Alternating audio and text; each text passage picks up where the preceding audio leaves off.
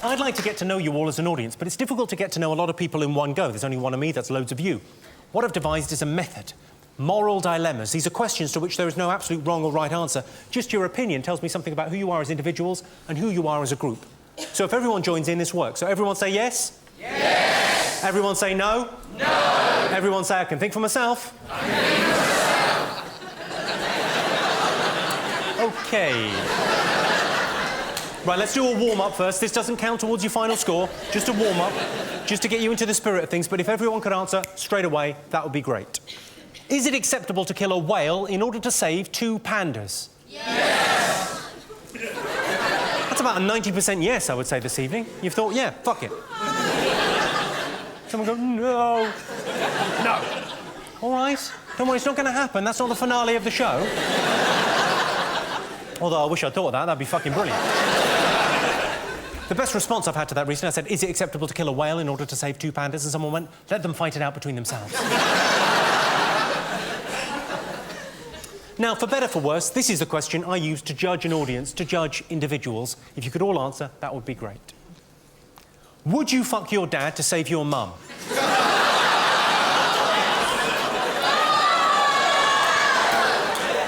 I don't know why you're looking so upset. It's easier for girls. He's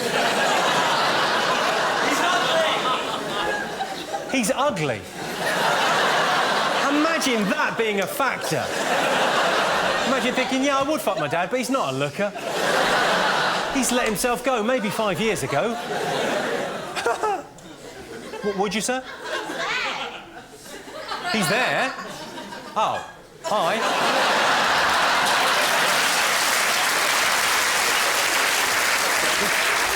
So, do you mind me asking, is your mum here as well? Oh, brilliant. Well, we can actually do a proper test.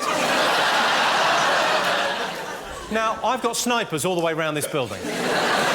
And they're pointing a gun at your mother, yeah? We're going to kill her. Your mum's been taken hostage. She's going to be killed. We would like you to bum your dad. Well... It's difficult. Yeah, of course it's difficult. I'm not saying you wouldn't be thumbing in a softie. That's fine. I say let her die. You say let her die.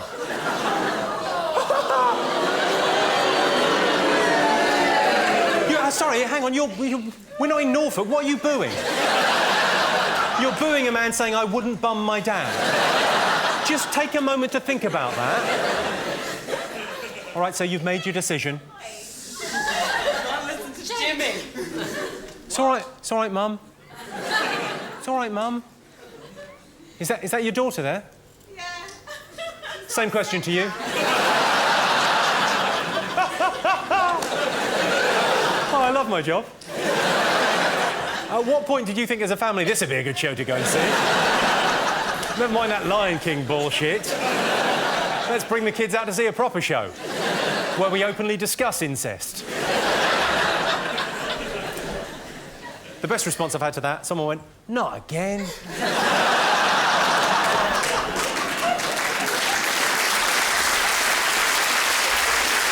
You ever done this? If you've ever been driving along and you've hit a rabbit, the worst thing is the noise. That horrible, familiar sound of a hammer hitting a rabbit.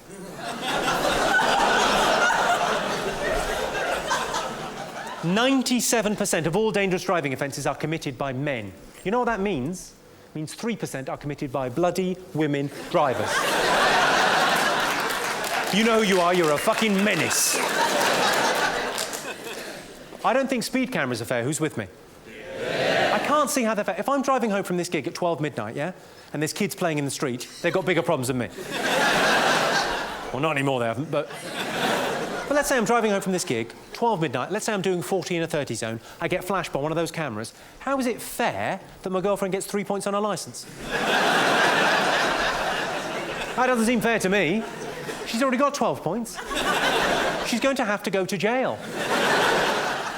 Have you all seen that incredibly powerful commercial on television where the child morphs back to life, having been run over? Yeah. Incidentally, that's why you're not allowed to leave the scene of an accident. You missed the best bit.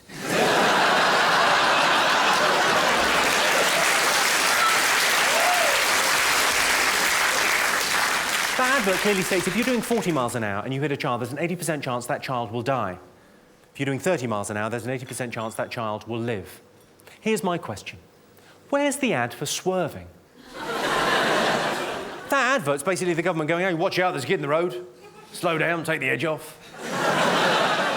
But it must learn its lesson. How old did you say you were, sir? 14. You're 14 years old. Right, and what's your name? Sam. Sam. Right, let's say I'm driving to you, Sam. At, I don't know, 40 miles an hour. And you run away at 10 miles an hour. It's an aggregate of 30, isn't it? Not only have you given yourself a chance of survival, you've also learnt a little something about maths. It's a win-win. You all right? Do you like girls yet? You probably don't even know you're gay. Do you know you're gay? You do, you're fully aware. OK, well, yeah, not. Definitely not, because we haven't got a camera pointing at you or anything. That'll be fine. Enjoy school.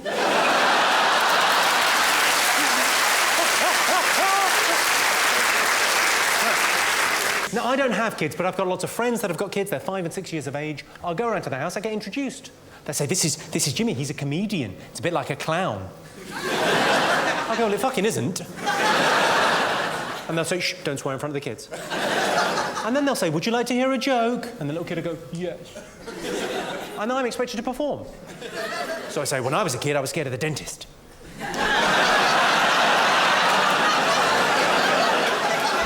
You would not believe the upset. What the paedophile? Come here, I'll show you. So what I've done, I've got some jokes for kids. I've rewritten some classic children's jokes. You'll know the original. Shout out if you do. What do you get if you cross a sheep with a kangaroo? A woolly jumper. I've gone for a genetic aberration that's an insult to both God and man. Where does the policeman live? 999 Lettsby Avenue, exactly right. I've gone for nowhere. He's been replaced by an undertrained and poorly equipped community support officer. Not that I'm having a go at community support officers. They do valuable work. Without them, how would we know where the nearest cash point is? There's one here. What, a cash point? Thanks very much. Are you a community support officer? Hello. How are you? You all right? And where's your beat? East London?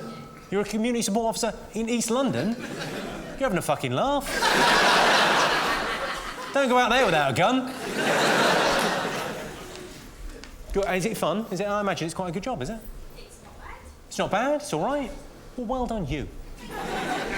There's some jokes about coppers coming up. Remember, they don't apply to you because you're not a real one.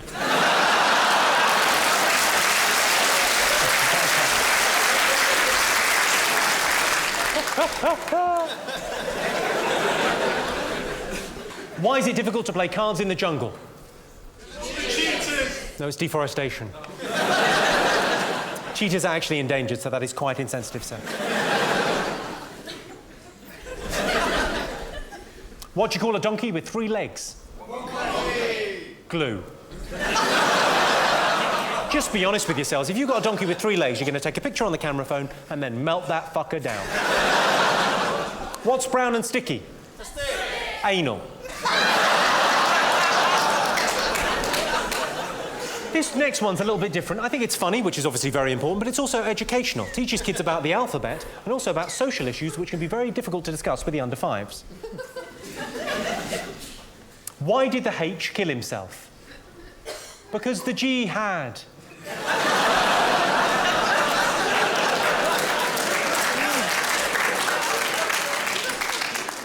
Right, last one of these. What's yellow and dangerous? Shark-infested custard. Shark-infested custard or the discharge from my cock. I'm joking, it's probably fine. Just smells weird. I'd like to end this evening by talking about heckling. I like a bit of heckling. It's great fun when people have come to see your show and they feel they can join in. It's like everyone's friends. It's great. But when you start out in this business, oh my God, it can be cruel. I've got a friend that was doing a support act. And obviously, if you're doing a support act, people haven't paid to see you. They're paid to see someone else, and you're sort of getting in their way. This friend of mine, he's a very funny boy. He was supporting a very famous comedian in Oxford.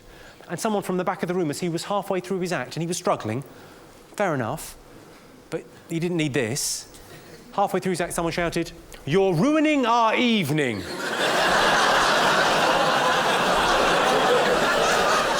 Fucking hell. It happens to me all the time. Happened a couple of weeks ago. A guy sitting where you're sitting there, sir, front and centre, his phone went off. Now, everyone's got a mobile phone. Someone's going to leave it on by mistake. It's not the end of the world. Just switch it off. Not a problem. He took the call. So there's me and 2,000 people going, what the fuck is this guy on? He totally confidently, he went, I'm at a comedy show. And then there was a pause and he went, not really. Not really. I'll leave you with this. It has been a pleasure talking to you, ladies and gentlemen. I'll leave you with this. This is the harshest heckle I've ever had to deal with. I was doing a gig in Edinburgh at Late and Live. It doesn't start till 1 o'clock in the morning, so they're all out of their minds on heroin and shortbread.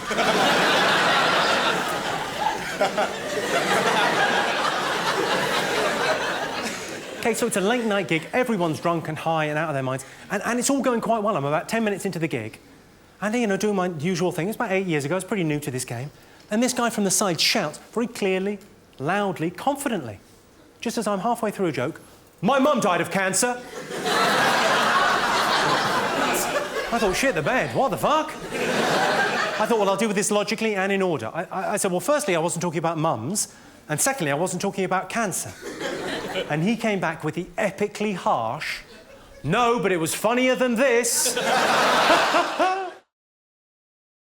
Hello, I'm Jimmy Carr. Thanks for taking a break from the pornography to watch my YouTube channel. Don't forget to click like and subscribe. Now, back to jerking off.